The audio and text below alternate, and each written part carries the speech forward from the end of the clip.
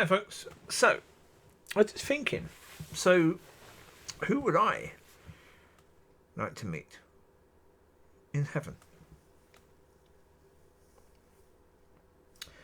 William Wilberforce is one. Interesting character. Someone who stood up against slavery and was shouted down by most people, hated by most at the time, very early in that time. The writer of, I can't remember what his name is now, he was in the, I think there was either a film or TV program about Wilberforce, and the one who wrote that song, I can't remember the song now, but the church hymn,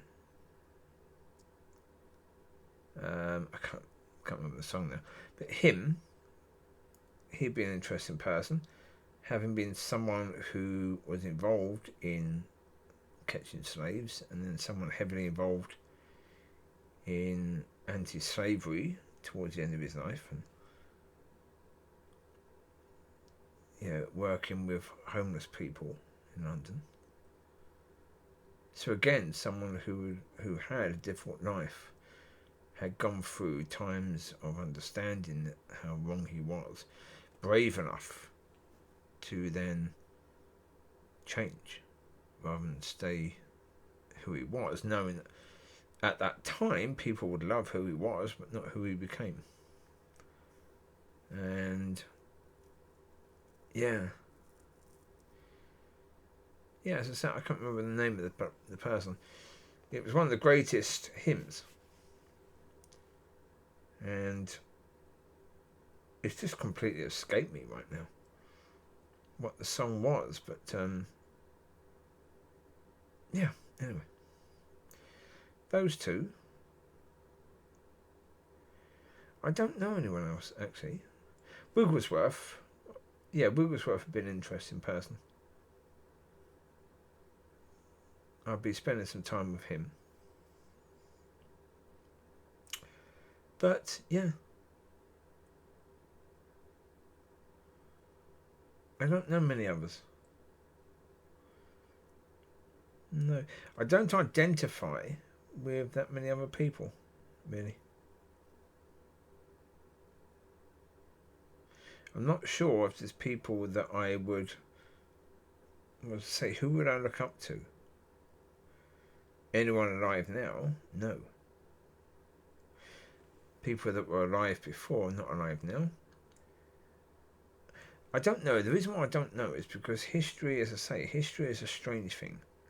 History was written by the people that were still alive after all the killings. So therefore you can't really trust their version. So, don't know.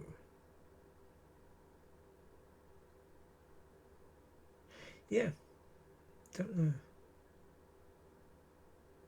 Don't know anyone that I think, okay, that person would be an interesting person. People alive though, Mel Gibson, I'd love to spend time with him. He's an interesting person.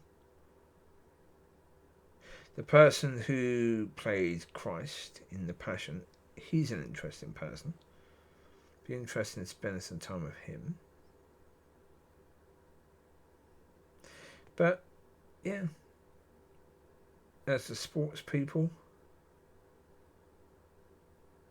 not really. Bobby Charlton would be one. Talking to him about how he really felt about the Munich air crash and how he really got through that to the point where he could play to the level he played afterwards.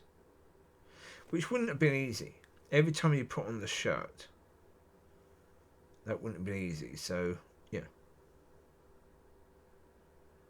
when you think about it, and there's obviously quite a few people that I think most people would be able to think of people that they would want to spend time in heaven with. And so that to me is what heaven has to be about.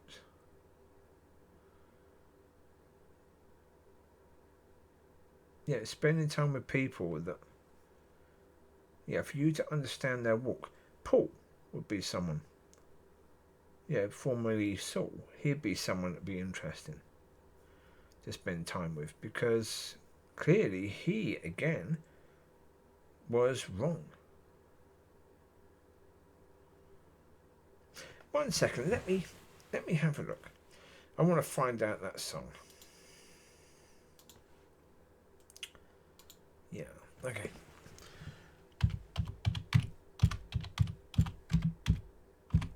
How do you spell hymns? I do not know. Is HY. Is it HY for hymns? No, because what comes afterwards?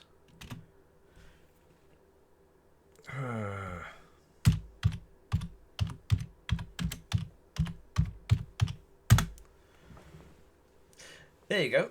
John Newton, that's the bloke. Song was called Amazing Grace. Yeah.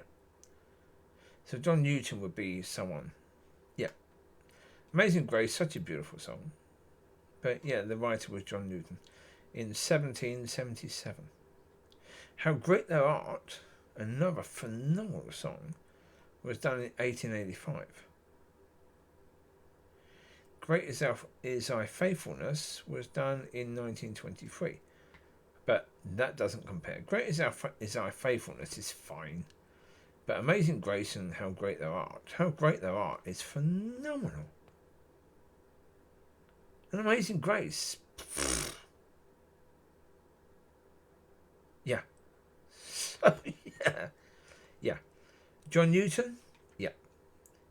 He would be on my list of people that, yeah. It would be a joy to spend time with in heaven. Because, yeah. And I'll ask him about him writing that song.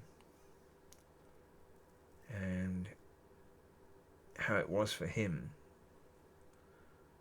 not only to write it, but also probably he knew he had done something beautiful. Because he knew it was beautiful to him. But he also knew that when other people received it, they didn't necessarily understand it as the beautiful thing it was. Yeah, years later we do, but immediately they probably didn't. Because that is the nature of things. Yeah.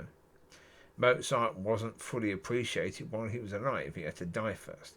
Same with Beethoven, Bach, and yeah, the inner circle may have appreciated him, but generally speaking, yeah, they didn't realise what they had until they lost him.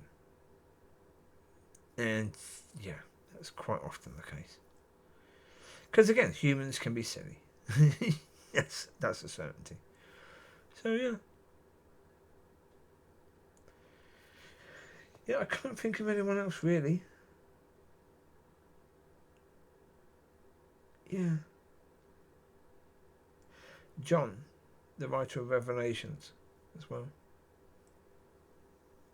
He would be interesting. Seeing heaven, and again,